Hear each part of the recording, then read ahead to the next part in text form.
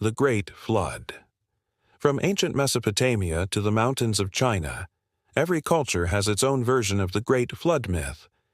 Did these myths all come from one common ancestor, or are they proof of something far more sinister?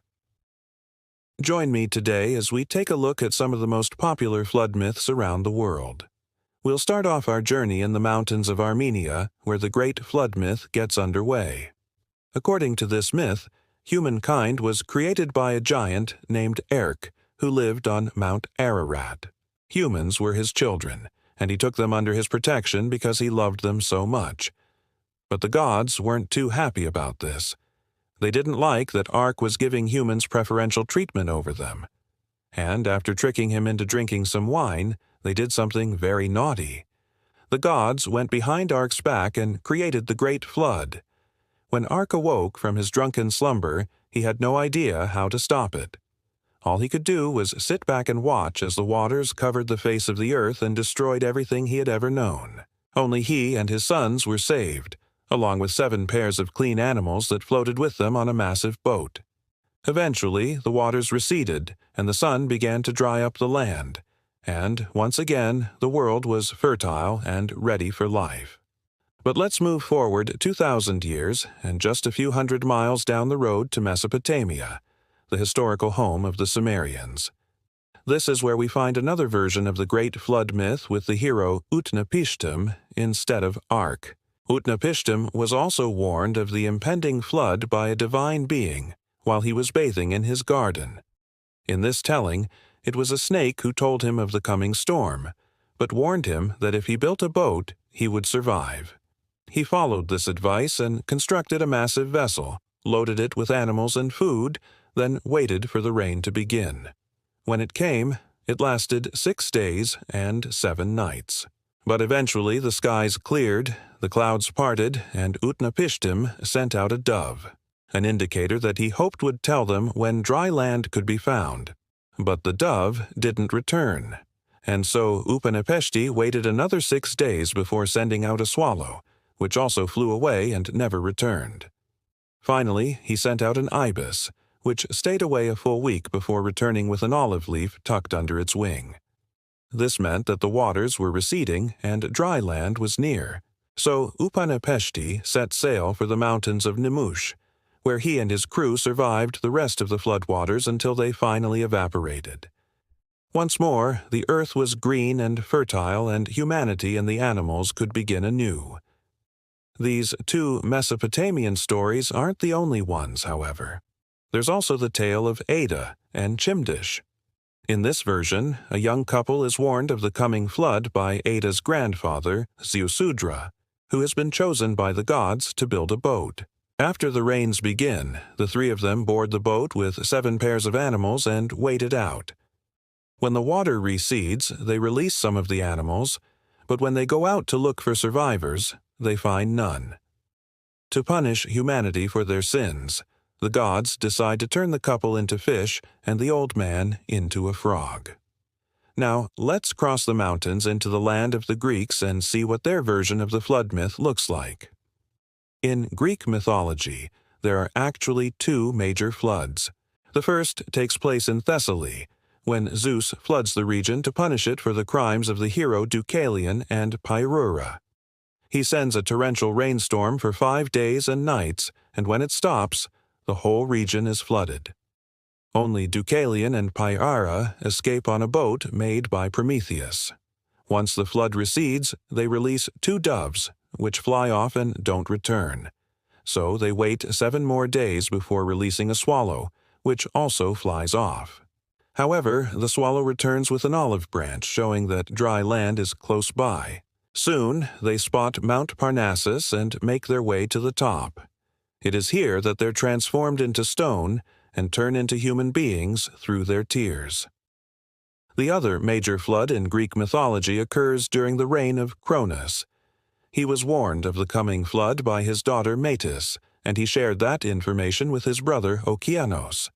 Together, they built a massive boat to survive the destruction. When the flood subsided, Cronus released some of the animals to see if dry land was emerging, but none of them returned. He and Oceanus decided to wait 7 days before trying again. But during those 7 days, the earth grew green and fruitful, and the only signs of the flood were the olive trees that sprung up all over the place. Cronus and Oceanus were so pleased to see life returning to the world that they celebrated by sacrificing goats to Zeus, Poseidon, and Hades, the 3 brothers who would become the next generation of gods. Our next story brings us to Peru, where the hero is the man called Pariwache. One day, while he was out hunting, he finds a group of 7 reeds. They're magically fused together and will grow into the reeds of creation if Pariachacha plants them. But before he can do so, a torrential rainstorm begins and continues for 9 days. Pariwache takes shelter in a cave where he meets the god Victor. Victor tells him to plant the reeds when he's done with them and then run to the mountains. As the waters rise, Pariwache follows his advice and successfully plants the reeds, which grow into tall trees and transform into condors. He then runs to the mountains where he lives out the remainder of the flood until it ends. Victor then appears to him again and tells him to sail the ocean until he finds a pair of mountains, then climb to the top. There he will find a man and a woman who have survived the flood and will eventually become the ancestors of all Peruvians. Last but not least, we'll travel to the mountains of China, where the Great Flood comes from a different source entirely. It was caused by the failed attempt of the Jade Emperor to capture the demon Xuanmu. She causes such a ruckus that she floods 90 of the land and kills 60 of the people. Only her son, Gun Yu, survives, hiding away in a hollow bamboo for 40 days and 40 nights. When he finally leaves, he sees that the world is in chaos and takes it upon himself to restore order.